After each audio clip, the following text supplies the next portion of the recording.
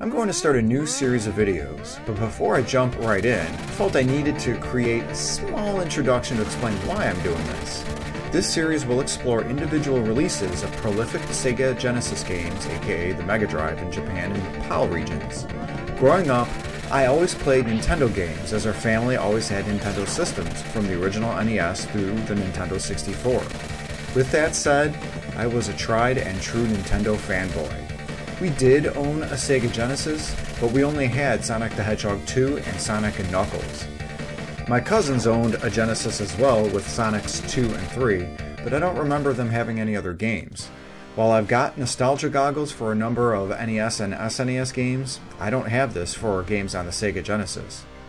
Backing up a moment further, let's ask ourselves, what is the Sega Genesis?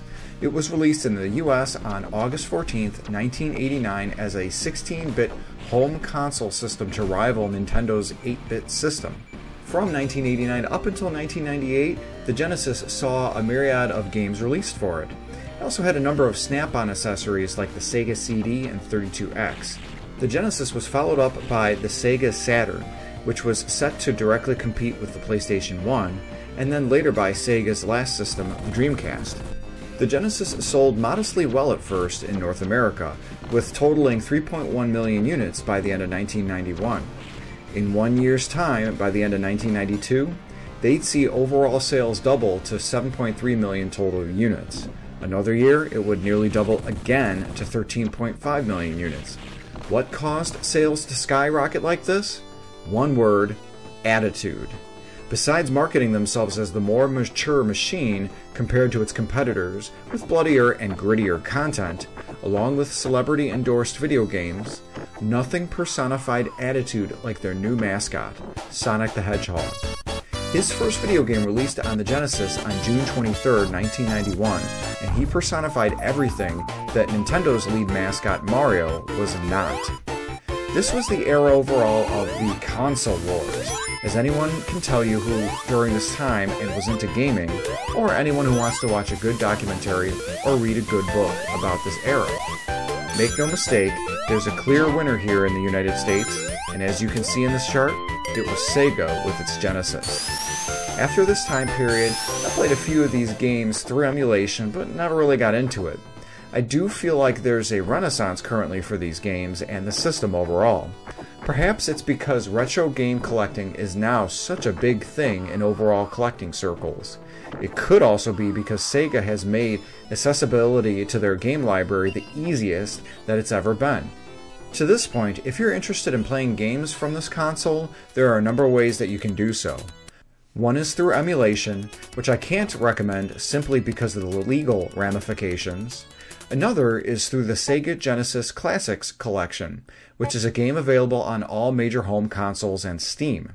While this doesn't have the entirety of the 878 games released on the Genesis, it does have a good number of the best rated entries. Another method to play these is on the NSO service via the Nintendo Switch and its respective expansion pack. There are a few titles that cross over with the Sega Genesis collection here, though there are some that appear on the NSO that do not on Sega's collection. I downloaded the Sega Genesis collection on my Switch about 3 to 4 years ago, and I ended up playing quite a bit of it, at least going through roughly 80% of the titles there. Many of these I found quite appealing, which really surprised me. In one night in particular, I remember I spent playing nearly all through Streets of Rage 1, enjoying the battle system and fighting the enemy waves.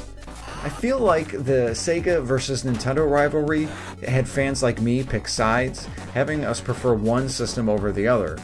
Obviously, this was at the heart of their respective marketing campaigns, but honestly, this partisan playing resulted in myself losing a lot of experiences on great games that I could have had on the Genesis. Though I'm madder at myself for missing out on these, allowing myself to get swallowed up and swept up in the fanboyism. I'm also mad at myself for not picking up the great Sega Mini they released a couple years ago, as this was one of the mini consoles that Sega packed in over 40 Genesis games into, also rivaling Nintendo's SNES Mini very well. That only had 21 games on it. Sega is releasing a Mini 2 this year, and I made sure to pre-order that as soon as I could. With all of this said, I'll be doing a series of videos reviewing a number of individual Sega Genesis titles through the lens of an old-school Nintendo fanboy. Keeping with this Nintendo fanboy view, I will be playing all of these games using the wireless SNES controller that Nintendo's NSO service has available for purchase online. They do have a Sega Genesis controller available, but I won't be getting that. This is because North America's controller only has the 3 A, B, and C face buttons, whereas Japan's has the 6 buttons and thus is the superior product. Also, I feel as though I don't deserve the right to wield the Sega Genesis controller. At least maybe not yet. Stick around as I will be featuring a number of titles that are available on the NSO, Sega Genesis Collection, Sega Ages, and perhaps even more. Do note, I will not be reviewing any Sonic games that were released on the Genesis at all. I feel like this is low-hanging fruit and thus too easy to pick. I've already played them all a bunch of times since back when I was a kid, and thus I wouldn't be able to capture the same feeling as other non-Sonic titles that I'll discuss.